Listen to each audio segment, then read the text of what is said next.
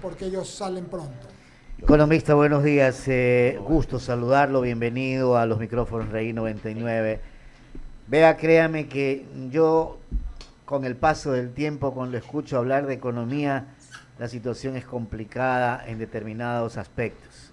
Pero ya que comiencen a hablar de desdolarizar o crear una moneda, llámese como se llame, la verdad que no sé a dónde va a ir este país, economista. Buen día nuevamente. Muy buenos días, definitivamente yo escucho también con mucha preocupación estas propuestas. Yo pensé que este era un debate que había sido ya superado y vemos que Andrés Arauz insiste en el tema de meterse con la dolarización. Entonces él dice que no, él no va a dolarizar, pero plantea tomar una cantidad de medidas para transformar la dolarización en una convertibilidad. Eso es lo que se le ha ocurrido ahora, tiene una novedad y esto lo dice en una entrevista de hace pocos meses a un medio argentino, en donde dice que lo que quiere hacer es que el Banco Central incaute los dólares verdaderos, es decir, todos los dólares que vienen del comercio internacional los administra el Banco Central. Los exportadores, cuando venden algo, tienen que entregar esos dólares al Banco Central y que en cambio para el uso doméstico se tiene que usar medios de pagos electrónicos, es decir, un ecuadólar, que es el que se va a usar para los pagos domésticos. Esto al final del día es convertir la dolarización en una convertibilidad y la convertibilidad es una promesa del gobierno que dice yo te voy a pagar $1 por cada unidad de ecuador que tú tengas. El problema es que ese tipo de promesas, igual que sucedió en Argentina, son promesas difíciles de cumplir, porque los gobiernos, gastadores en esencia e irresponsables, buscan inyectar más dinero del que realmente existe. Entonces esa promesa se rompe, en la práctica el ecuador perdería valor, habría un mercado paralelo en donde el Ecuador compra menos y al final del día el Banco Central terminaría rompiendo la promesa diciendo, ¿saben qué? Es verdad, no puedo pagar un dólar por cada Ecuador. Eso al final del día es lo que hace que termine destruyéndose la convertibilidad. Eso sucedió en Argentina y ahora Arauz propone para el Ecuador lo mismo que fracasó en Argentina, que es la convertibilidad, un sistema monetario que no sirve porque es una promesa incumplible por parte de un gobierno que en esencia tiene todos los incentivos para gastar más, que tiene todos los incentivos para manipular la cantidad de dinero y que ahora nos dice, no, yo voy a ser bueno, voy a emitir solo una cantidad justa de dinero, no voy a imprimir demasiado dinero. Con la entrevista.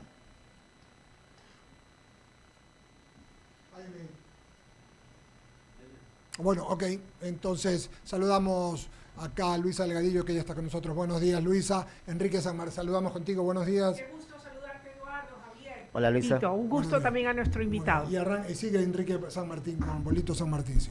Gracias, Eduardo. Alberto, el tema no es nuevo, porque recordemos que se había planteado ya crear una moneda regional y para eso hubo conversaciones con el actual presidente de Brasil, Lula da Silva, de igual manera con el presidente Alberto Fernández, hay videos de ellos, de los encuentros. Se habló también en Bolivia, se habló también de incorporar a Venezuela. En todo caso, se hablaba de una moneda regional y de una manera de reactivar el Mercosur a través de una moneda regional en América Latina. O sea, y en verdad es preocupante porque si en algún momento llega la consolidación de poderes, si se quiere, en la región, podríamos estar hablando entonces de una moneda que incluso ya le pusieron hasta un nombre. Se me van estos momentos, pero tiene esa moneda incluso un nombre.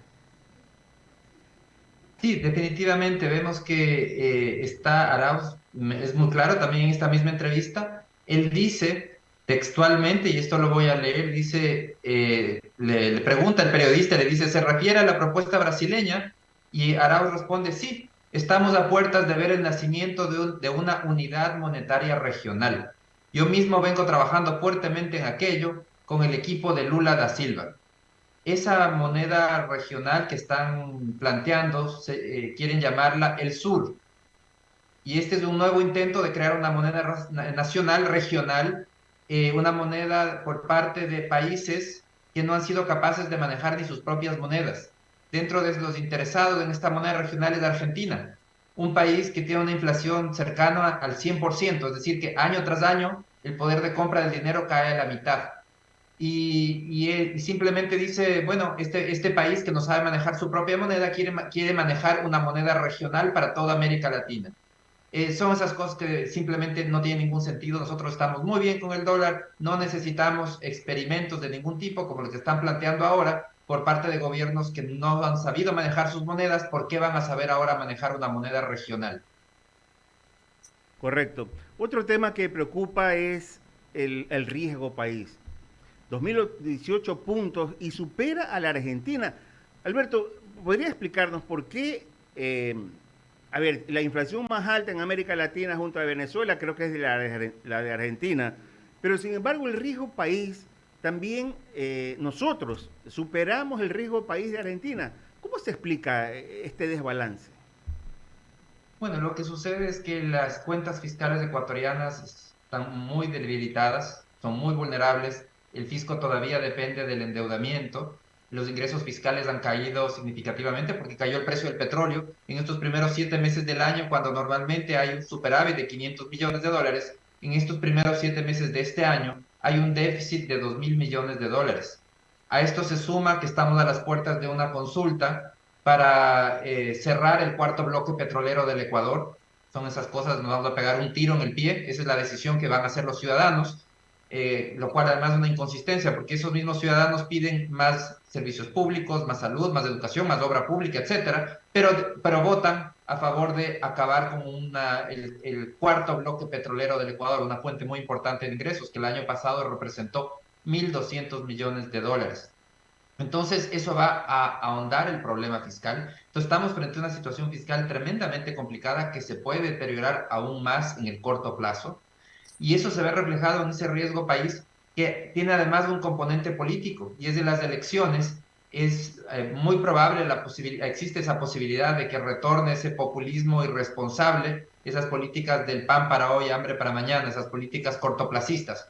Todo eso se ve reflejado ya en el riesgo país. Los inversionistas dicen, no, al Ecuador no le vamos a prestar dinero, y el mercado de capitales está cerrado para el país. Alberto, continúa mi compañera Luisa Delgadillo con la entrevista. Gracias, Bolívar. Qué gusto saludarlo, Alberto. Buenos días. Igualmente es un gusto. Gracias. Mire, yo quería preguntarle a propósito del tema de la consulta popular sobre el Yasuní TT, ¿qué es lo que usted considera es lo más conveniente para el país? Habida cuenta de que no solamente en el caso del candidato Pérez está a favor del sí de la consulta. Escuché también a otro candidato, y concretamente al candidato Daniel Noboa Asín, que él estaba a favor del sí y que decía que sí existían otras alternativas para poder obtener los recursos que permitan atender el frente social en el Ecuador. ¿Es esto posible? ¿Es viable? Si gana el sí, ¿qué va a pasar y de dónde podremos obtener recursos? Y si gana el sí, ¿qué repercusiones tendría esto para el país? Mire, se puede decir, si uno ve la perspectiva fiscal, y eso es lo que generalmente ven, uno dice, bueno, si es que el fisco va a perder 1.200 millones de dólares en ingresos, porque se cierra el cuarto bloque petrolero del Ecuador, se puede compensar subiendo impuestos. Se podría subir el IVA, se podría subir los precios de los combustibles también, esa es otra alternativa, y de esa manera se puede compensar esos ingresos perdidos. Perfecto. Pero eso es no ver la magnitud del problema desde una perspectiva económica. Porque al final del día, cerrar la producción, es decir, dejar de producir, la producción en ese bloque el año pasado fue 1.500 millones, la utilidad neta 1.200. Entonces, dejar de producir 1.500 millones de dólares implica un empobrecimiento que no se compensa con impuestos o subir el precio de los combustibles. Los impuestos no generan riqueza, no compensan el que produzcamos menos. Entonces, como país, vamos a sufrir un empobrecimiento en 1.500 millones de dólares por año, porque el país va a producir 1.500 millones de dólares menos, y eso no se compensa. ¿Eso qué significa? Significa, según estimados del Banco Central, según la matriz de insumo producto del Banco Central, estimo que son alrededor de 50.000 empleos que se van a perder en toda la cadena productiva, entre empleos directos e indirectos. Implica una caída en el pago de salarios, una caída en la producción en general, alrededor de 2.500 millones de dólares de caída en la producción entre efecto directo e indirecto. Entonces, esa parte es la que no se puede compensar. El empobrecimiento del país no se compensa con nada, porque no es viable decir que vamos a hacer otras actividades y reemplazar en el corto plazo ese ingreso tan importante. Cualquier actividad productiva requiere un tiempo para hacer la inversión, para que rinda sus frutos. Eso es imposible en el corto plazo. Entonces, el país lo que va a sentir, así se logre solucionar el problema fiscal, que se puede solucionar pasándole la cuenta a los ciudadanos, se puede, pero lo que no se puede solucionar es el empobrecimiento como país y que además como país también dejaremos de ser exportadores netos de petróleo y lo más probable es que tengamos que sacar recursos de otro lado porque lo que exportamos de petróleo no va a ser suficiente para comprar combustibles. Vamos a transformarnos en importadores netos de combustibles. Alberto, dos en una y rápidamente, porque así me lo exige mi director.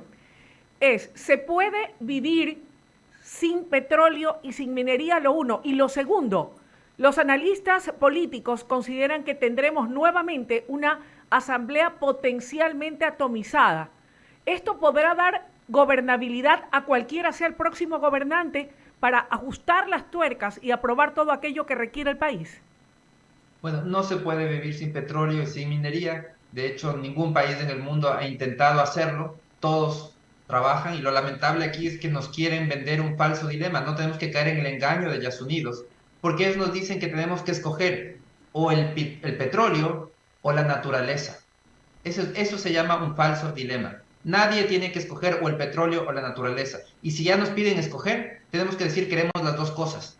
Porque la realidad es que en el Yasuní TT no está en juego la naturaleza. Estamos usando de un parque de casi de 1 millón de hectáreas, estamos usando 80. Repito la cifra. De 1 millón de hectáreas que tiene ese parque, usamos 80 para la producción de crudo. El resto de la producción del Yasuní TT está fuera del parque Yasuní. Entonces, en ningún momento estamos escogiendo entre el petróleo y la naturaleza.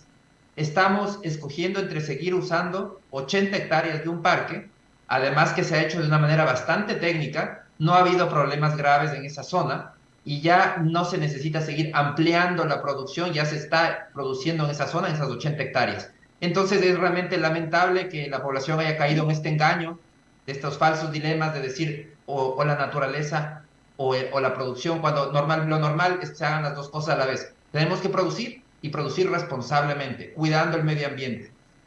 Por el lado político, coincido totalmente, vamos a tener una asamblea atomizada, es lo más probable, y eso va a agravar la gobernabilidad, sumado a que vamos a vivir un periodo, y lo que más me preocupa de este periodo muy corto, año y medio de gobierno, en donde los incentivos están puestos para el cortoplacismo, para esas políticas del pan para hoy, hambre para mañana. Es decir, el que llega a Carondelet lo que va a tener como prioridad son objetivos electoreros, ganar las elecciones de 2025.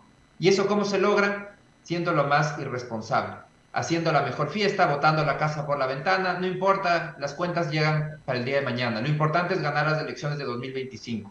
Entonces yo creo que todos los incentivos están puestos para ese gobierno cortoplacista, ojalá que no sea así, ojalá que llegue un estadista, que piense en el largo plazo, en el beneficio de los ecuatorianos, pero los incentivos lo impulsan a ir en otra vía, en la vía del cortoplacismo que no es conveniente para nadie.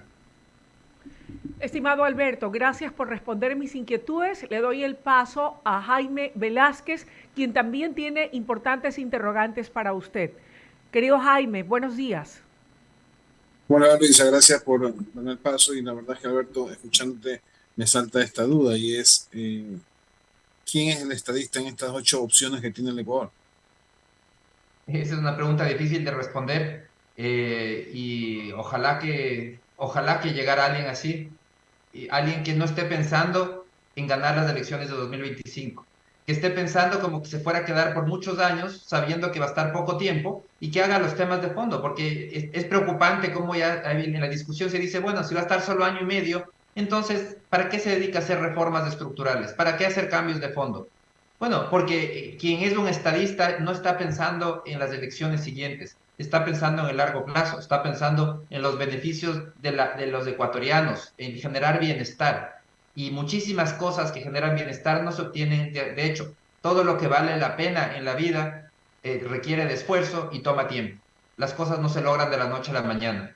Y tomar decisiones de reformas estructurales al final del día rinden sus frutos en el mediano y largo plazo. Pero eso no impida que hay que hacer hoy. Como dice ese proverbio chino, el mejor momento para sembrar un árbol era hace 30 años, el segundo mejor momento es hoy. Entonces, esa visión de largo plazo es lo que se necesita en la administración pública ecuatoriana. Pero esa visión no se tiene, Alberto, y esa es la realidad del Ecuador. Y es más, si lleva un estadista al Ejecutivo, ¿cómo va a manejarse con la Asamblea? Porque la Asamblea tiene su propia visión, su propia visión de país. Es decir, yo bloqueo esto porque no le conviene al Ecuador según ellos o según los partidos políticos. Entonces, ¿qué hacer en ese panorama que se ve incierto? Yo sé que el riesgo país más o menos denota esta incertidumbre que se da, pero ¿qué hacer desde el punto de vista económico? Porque realmente es un problema grave para el Ecuador el no tener una visión de país. El desafío del Ecuador, yo creo que sobre todo es el grave problema es no tener una capacidad de conversar. Es claro que todos tenemos visiones distintas. Yo creo que es pedir un imposible pedir que todos tengamos una misma visión. Es muy difícil. Para eso está la política, para poder conversar, para llegar a consensos mínimos. No es el ideal para mí, no es el ideal para ti, es un intermedio mínimamente aceptable. Y eso es conversando, eso es tener la capacidad de llegar a consensos, que eso no existe en la política ecuatoriana, además que existen muchísimos intereses de corto plazo. Entonces, definitivamente, el desafío viene por el lado de ir mejorando gradualmente las instituciones, para que funcione mejor el sistema y creando mecanismos para que cada vez haya mayor capacidad de llegar a consensos. La única vía para hacer cambios es vía consensos. No hay otra alternativa en democracia. Y en el Ecuador, lamentablemente, tenemos una dificultad para conversar enorme. Somos expertos en encontrar diferencias, pero incapaces de encontrar puntos de coincidencia. Esperemos que sus palabras se conviertan en realidad, es decir, que lleguemos a acuerdos, no que no lleguemos a acuerdos, porque efectivamente el Ecuador tiene problemas gravísimos en ese tema. Le doy paso a Eduardo Mendoza, que está en cabina. Adelante, Eduardo. Gracias, querido Jaime, muy amable. Alberto, gusto de saludarte. Brevemente, porque te hemos preguntado algunas cosas, es una pregunta que condensa todo lo que mis compañeros han preguntado, desde Javier, el riesgo país, Bolo, Luisa, con el Yasuní. Estamos en el mes de agosto, ya casi a mediados, y realmente quedarán 4 meses y medio para que termine el mes.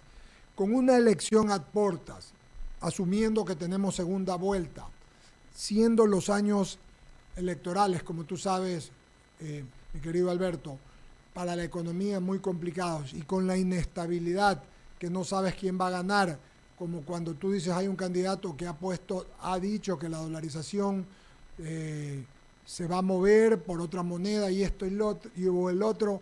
¿Cómo ves tú el último cuatrimestre, suponiendo que estamos cerca de septiembre, para el Ecuador en lo económico, mi querido Alberto Acosta?